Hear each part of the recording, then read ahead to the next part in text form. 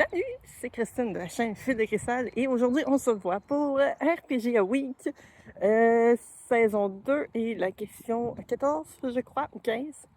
Je devrais avoir écrit le bon chiffre dans le... Je pense, écoute, de tous ceux qui font les vidéos-réponses, on se souvient pas toujours de c'est quelle question c'est rendu. Même Bruno, des fois, on dirait qu'il ne sait plus où on est rendu. Mais le titre est toujours bon. Fait que ça, on est correct là-dessus. Donc, on a plein de mini-questions que je me souvienne pas du tout parce que je n'ai pas noté. J'ai revu la vidéo juste avant de faire l'enregistrement, puis j'ai été interrompue par un gentil monsieur qui prend sa promenade aussi. Et là, on va parler de bouffe. Mais pas la bouffe que les joueurs mangent, mais la bouffe que les personnages mangent. Et j'ai trouvé ça quand même intéressant. Je ne sais pas si je vais avoir des réponses très pertinentes. Parce que, il y a des affaires que je sais pas du tout quoi répondre. Mais sinon, il parlait de est-ce qu'il y a une nourriture qui est marquante dans votre univers? La seule chose que je peux dire qui est vraiment marquante en termes de nourriture dans l'univers, un des univers que je joue, ça serait la partie de Dungeon World où est-ce que justement le village de départ, on avait établi que la spécialité de ce village-là, c'était les pommes. Fait que veux pas, si les pommes c'est quelque chose d'important, c'est sûr qu'il y a des recettes qui sont faites à partir des pommes, et dont la tarte aux pommes. C'est moi qui avais suggéré la tarte aux pommes, je me souviens, parce que j'avais un triple tarte. J'aime beaucoup manger des tartes, principalement pommes, les fruits bleuets, 5 fruits, cerises. Cerises, c'est difficile parce qu'elles sont pas toutes bonnes. J'ai de la misère avec les cerises. En vrai, il y en a qui sont vraiment fades et pas super intéressantes, mais il y en a qui sont vraiment très très bonnes. Tarte au sucre, tarte en vue de semble. J'aime bien manger des tartes. J'aime pas la rhubarbe. Fait que c'est sûr que fraise rhubarbe, ça non. Mais sinon, en dehors de ça, tarte au citron, j'aime pas non plus. C'est au grand désespoir de mon chum qui lui tripe bien gros là-dessus. Il est comme tout seul à en manger, que ma fille tripe pas encore sur manger des tartes, mais c'est un peu normal avec son âge. Fait que la tarte aux pommes, oui, c'était la spécialité. Il y avait. Puis ça a été tout un. La quête a quasiment tourné autour de ça. Parce que justement, il y avait genre l'espèce de maire ou chef de la ville qui est le maître de la recette, le gardien de la recette. Il y a une recette spéciale pour ça. Puis ça fait en sorte que la recette avait un risque de se faire voler, les pommes avaient des bibites, je sais pas quoi. Bref, il a fallu qu'on sauve la recette.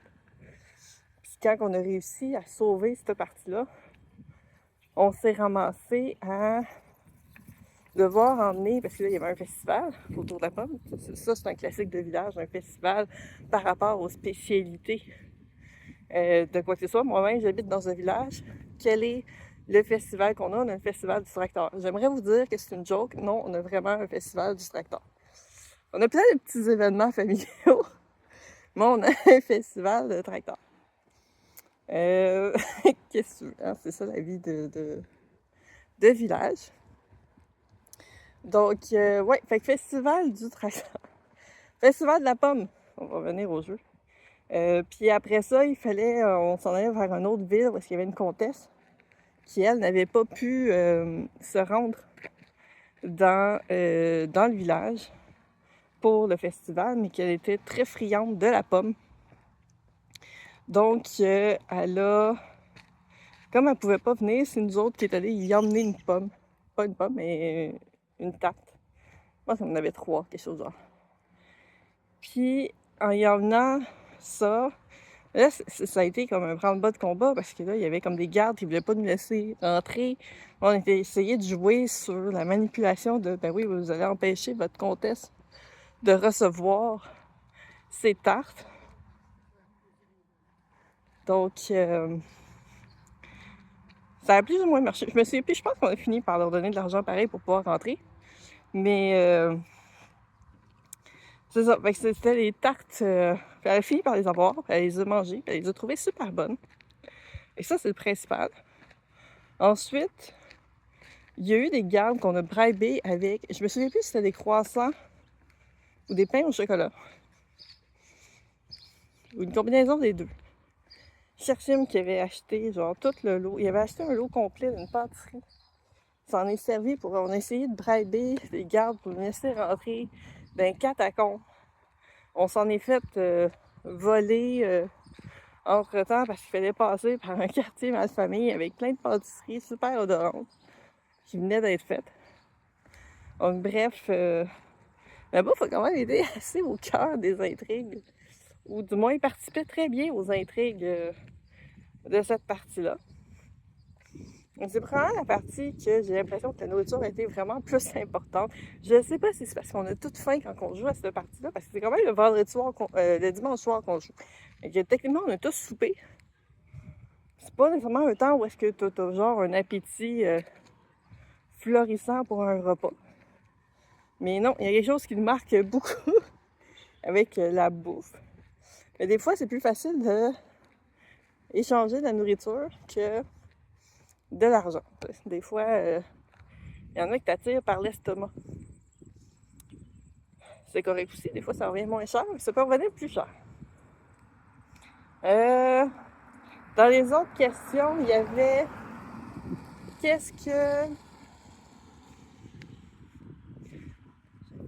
s'il y avait de la nourriture ou des breuvages dans des parties qu'on aurait aimé goûter ou quoi que ce soit. Ben, souvent, tu sais, les personnages se retrouvent à taverne, puis ben, ils boivent. Et déjà en partant, moi, je bois pas d'alcool. Fait que non, ça m'intéresse pas tant de goûter des spécialités alcoolisées de différentes régions. Si on a des spécialités sans alcool, peut-être, là. Mais c'est généralement pas quelque chose qui est vraiment très discuté autour des parties. Puis souvent, c'est le potluck qui est genre... donc ça, c'est historiquement, c'est vrai. T'avais l'espèce de grosse marmite qui est toujours sur le feu. Puis ben, tu rajoutes dedans qu'est-ce qui est disponible en termes de légumes et en termes de viande. Donc, le bouillon devient, puis tu vas rajouter de l'eau quand ça commence à diminuer. Fait que le bouillon va se prendre de toutes les de toutes les saveurs des différentes viandes. Fait qu'il va être unique à chaque fois. Puis, cette technique-là existe encore pour les ramen au Japon. Ça marche pas ici, puis en Europe, pour la simple et bonne raison que les normes sanitaires font en sorte que t'as pas le droit de faire ça. Mais au Japon, dans beaucoup de restaurants de ramen, c'est toujours le même fond de bouillon qui est toujours en réchaud, puis que tu rajoutes de quoi, ce qui fait que il y a des bouillons, ça fait des dizaines d'années, peut-être 20, 30, 50 ans, que c'est le même chaudron avec le même bouillon, puis tu peux pas recréer ce fond-là qui se fait rajouter. Se fait rajouter les saveurs, se fait rajouter que ce soit des carcasses de fruits de mer, que ce soit des légumes, des choses comme ça, qui servent pour faire... Et tu sais, il y a comme un fond de saveur qui reste. Puis ça fait partie de ça. Les normes sanitaires qu'on a en Europe et au Canada font en sorte que tu peux pas garder comme ça un bouillon de la veille, point. Donc, imaginez un bouillon de plusieurs années. Mais on s'entend que ce bouillon-là, contrairement à ce que beaucoup de places font, c'est remélangé. Tu ne veux pas juste rajouter du stock sur le dessus parce que le stock sur le dessus ne va pas prendre la saveur de ce que tu as mis en dessous. C'est comme si...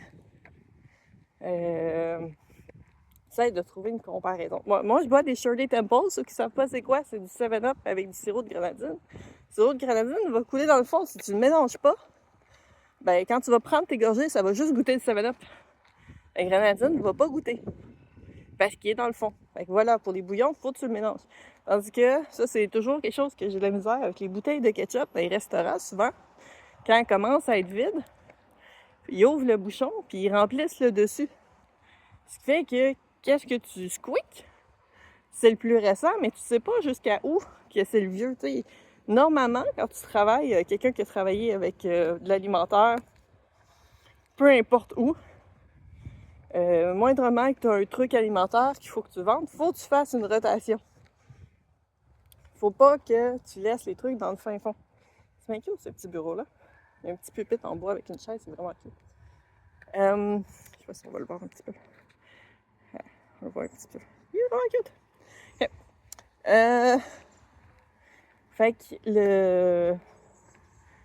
Fait que ça, c'est toujours tu sais, ils ont-tu vraiment une bouteille neuve ou c'est une bouteille qu'ils ont juste rempli le dessus? Parce que c'est rare dans les restaurants. Si tu vas des restaurants puis que toutes leurs bouteilles sont toujours pleines, sel pis poivre, c'est moins problématique dans le sens que t'as pas vraiment de date d'expiration sur ça. Mais si tu prends d'autres choses, tu sais, des fines herbes, ça aussi, généralement, séchées, là, fraîches, oui, ça finit par trouver bon. Mais séchées, t'as généralement pas de problématique avec ça. Mais des trucs, tu sais, je veux bien croire qu'il y a de l'agent de conservation. Il y a une limite à l'agent de conservation. Pour le vinaigre, ça, je sais pas s'il prend, qu'il y a une date d'expiration. J'en prends pas, fait que ça me dérange moins là-dessus. Mais c'est plus facile de mélanger ton vinaigre dans son pot que le ketchup. Fait que, ouais, je sais pas trop. Je sais pas trop là-dessus, ça... J'ai toujours la misère avec le ketchup dans les restaurants. C'est pas des petits sachets. Je sais que c'est pas écologique, les petits sachets. Mais je sais qu'il est plus frais et j'ai moins de risque d'avoir du vieux ketchup là-dedans. Donc, ça on va revenir. J'essaie de réfléchir les autres... Ouais, fait que c'est ça. La grosse marmite, peut-être ça, j'y goûterais. Mais après, je suis pas du genre à souvent les espèces de rôtis où est-ce que tu as patates, carottes, morceaux de viande, peu importe autre, qu'est-ce que tu mets ça dans une mijoteuse, une grosse marmite, puis ça cuit bien des heures. Généralement, je trippe pas là-dessus. Je vais trouver très bon le goût des légumes là-dedans. Je trouve que ça donne vraiment beaucoup de saveur aux légumes. Mais souvent, la viande là-dedans, soit je la trouve pas tendre du tout, puis comme j'ai de la difficulté à mastiquer parce que j'ai une mâchoire qui est croche, je sais que ça paraît pas, mais j'ai littéralement un côté de mâchoire que les dents sont désalignées, ce qui fait que mes dents, ils s'emboîtent pas comme des Legos. Ce qui fait que ça peut pas déchiqueter. Ça va écraser, mais ça déchiquete pas. Ce qui fait que c'est très dur pour moi de manger quelque chose qui n'est pas très très tendre, qui se défait pas en morceaux. Puis même des fois, ça se défait en morceaux, puis je trouve que le goût est pas super bon. Je suis pas très friande de viande, je suis pas végétarienne ou quoi que ce soit, mais la viande est généralement pas mon premier choix pour des saveurs. En tant que viande tout seul. Du bouillon de viande, j'ai pas de trouble, là. C'est probablement parce que c'est salé que ça marche mieux, là. Mais c'est ça. Manger de la viande, on dirait que le goût est moins appétissant. Ça dépend comment c'est cuisiné, bien sûr. Puis ça, il parlait des livres de recettes. Il me semble que c'était pas dans ces questions, mais il y en a parlé des livres de recettes. Il existe plusieurs livres de recettes basés sur des jeux, effectivement. Minecraft, c'est le cas, ils ont un livre de recettes officiel. Stardew Valley ont un livre de recettes officiel.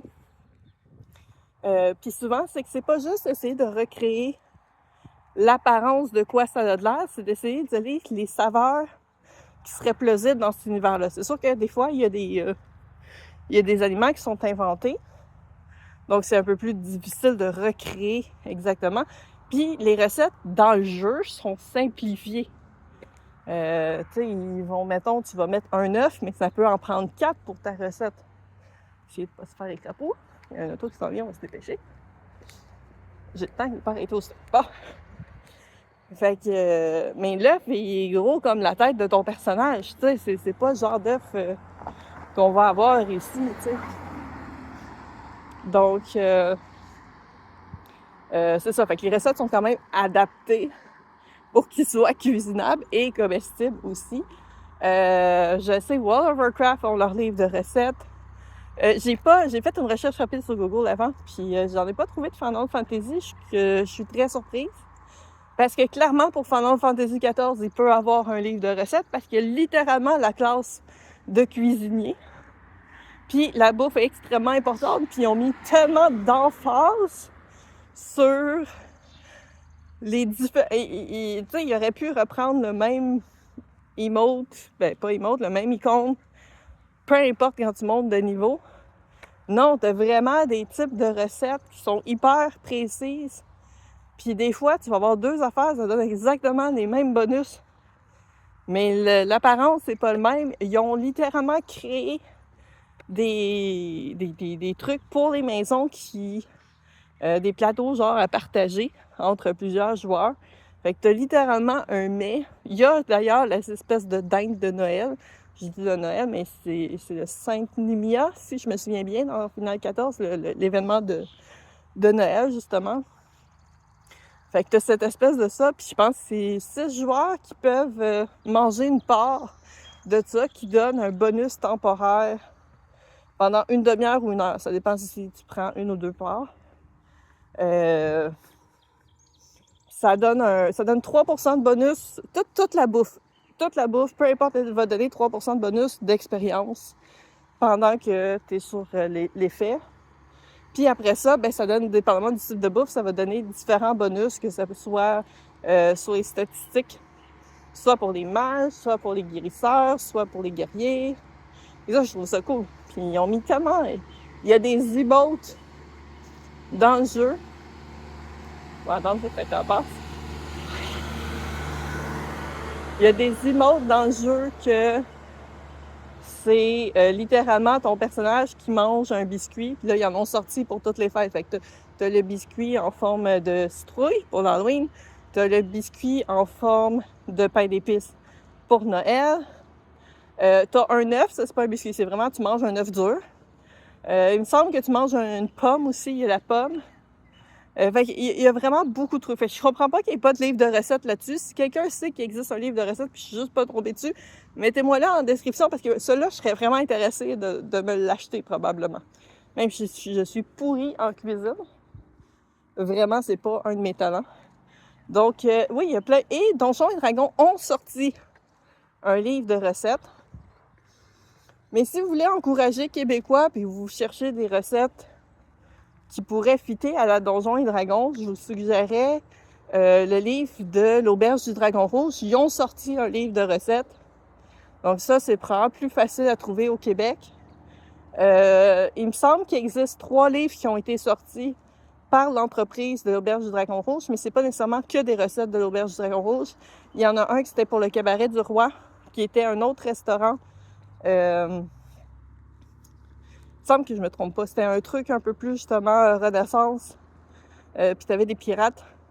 Si je me trompe de nom, vous me l'écrirez en commentaire. Mais je sais qu'il n'existe plus. Il était aussi à Montréal. Donc, eux aussi, il y avait un livre de recettes. Puis ils en ont sorti un 3e avec la revue Oriflamme. Je pense qu'ils ont tous été publiés par la même maison d'édition que Oriflamme. Je sais que j'en ai un de ces livres-là à la maison. Je sais pas où. Mais oui, je sais que je l'ai.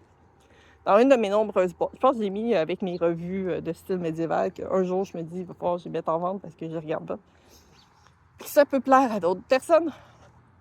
Donc, ouais, il y a plein de livres de recettes. Le seul livre de recettes que je regarde plus souvent, puis encore là, je regarde... Ça fait trop longtemps que je ne l'ai pas utilisé. C'est un livre qui m'a été donné par Philippe Dugnon, archiviste. Que c'est pas un livre qui vend du tout. C'est la Bible des biscuits.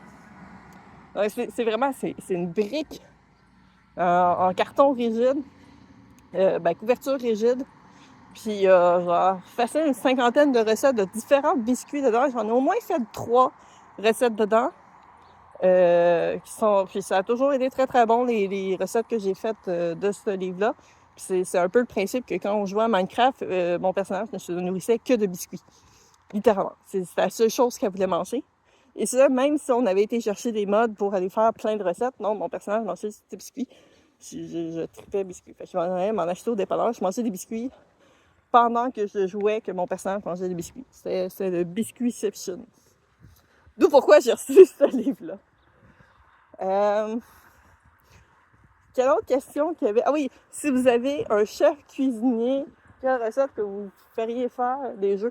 Moi, probablement que je l'attacherais chez nous, puis il pourrait plus jamais partir, juste pour que j'aie plus à cuisiner. Ça se fait-tu, ça? C'est une réponse valide. Mais en vrai, j'ai souvent eu la chance de manger avec un chef cuisinier privé, d'un certain sens. Parce qu'on a un ami dans notre entourage que il est gastronome, il donne des ateliers sur la nourriture, des trucs culinaires vraiment très intéressants. La cuisine au travers de l'histoire. Je me souviens qu'il y en avait justement, un atelier culinaire que j'ai été où est-ce qu'il y avait des dégustations. Puis il parlait de l'évolution de la cuisine en Nouvelle-France. Donc, à l'arrivée des colons, qu'est-ce qu'on pouvait retrouver mais auprès des Amérindiens, auprès des nouveaux arrivants comme colons, Canadiens, Français, l'évolution que ça a eu. Je pense qu'on avait comme 4 ou 5 trucs qu'on dégustait. C'était vraiment très intéressant parce qu'il y avait plein de choses aussi. Puis moi, je tripais, c'était au moment où je faisais mon bac en histoire en plus. Mais il donne encore différents ateliers et ça arrive que, à l'occasion, pour les dîners du Nouvel An, ben c'est lui qui est engagé pour... On le paye quand même. Bon, en fait, c'est Guylaine qui le paye. Elle nous offre gracieusement. Moi, j'essaie de donner un cadeau au moins pour remercier. Là. Mais on a mangé des choses quand même vraiment que j'aurais pas mangé dans ma vie de tous les jours. C'est sûr qu'il y a accès aussi à des fournisseurs différents. Fait qu'il y a des choses que ce serait pas nécessairement... ça serait faisable, mais peut-être pas au coup que lui le fait. Et c'est souvent, tu sais, il passe la journée, le matin, très tôt, il est déjà au fourneau, puis il est déjà en train de préparer ça. Fait que c'est quand même... non, c'est ça. Fait que j'ai eu quand même cette chance-là de souvent goûter à des choses que normalement, j'aurais pas eu accès de goûter.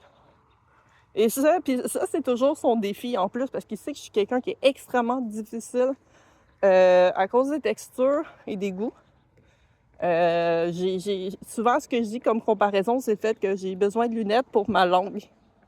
Il y a beaucoup de choses que niveau texture puis niveau goût, j'ai de la misère. Je mange quand même de façon très variée par rapport à d'autres personnes que je connais qui sont très difficiles. Mais tu sais, c'est ça, c'est que j'ai été flaguée comme enfant difficile, alors que je mangeais des choses qui souvent avaient très peu de saveur, étaient cuisinées de façon très simplement pour différentes raisons. Des fois, c'est l'accès aussi, puis le milieu dans lequel j'ai grandi. Fait que c'est sûr que ça m'a pas donné envie de vouloir explorer plus côté culinairement. Puis même dans les restaurants, il y a beaucoup de choses que j'ose pas goûter parce que j'ai peur de pas aimer ça.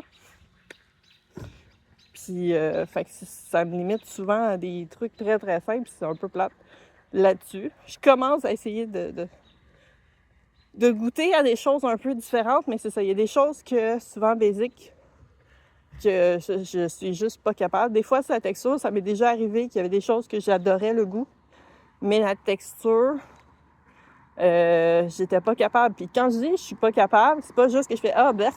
Non, mon corps fait des mouvements involontaires pour pouvoir régurgiter. C'est à ce point-là, ça peut devenir très violent. Si c'est une petite bouchée, ça va passer, mais si j'essaie de continuer, ça va devenir au point où est-ce que, oui, mon corps va de lui-même le recracher. Fait qu'il n'y a rien que je peux faire là-dessus.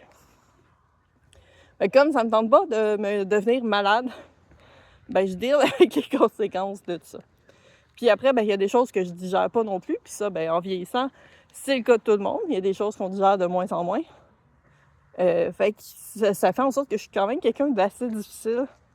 Fait que ça serait difficile pour moi de dire que je suis un chef cuisinier, mais il peut faire 3-4 recettes seulement. Probablement qu'il arriverait à me trouver... En fait, je pense probablement ça serait ça. C'est que je dirais qu'est-ce que j'aime comme type de saveur, qu'est-ce que je trouve intéressant. Puis là, peut-être qu'il pourrait me faire de quoi basé là-dessus, puis que ça irait. Peut-être. Donc, là, j'essaie de voir. J'ai-tu répondu à toutes les questions? J'espère que j'ai répondu à toutes les questions. Sinon, j'ai quand même fait un bon tour de la question de la nourriture au niveau du jeu de rôle. Je pense que c'était pas mal tout ça. Je peux pas aller revoir les questions. Sont trop loin sur le téléphone. Ça va fermer l'enregistrement. Là, ça me tente pas de faire comme un montage et tout ça. J'ai réussi en dedans d'une demi-heure, encore une fois, Bruno. Je vais être fière de moi. Donc, sur ce, je vous dis à la prochaine. Des bisous, prenez soin de vous. Et à la prochaine vidéo. Bye bye!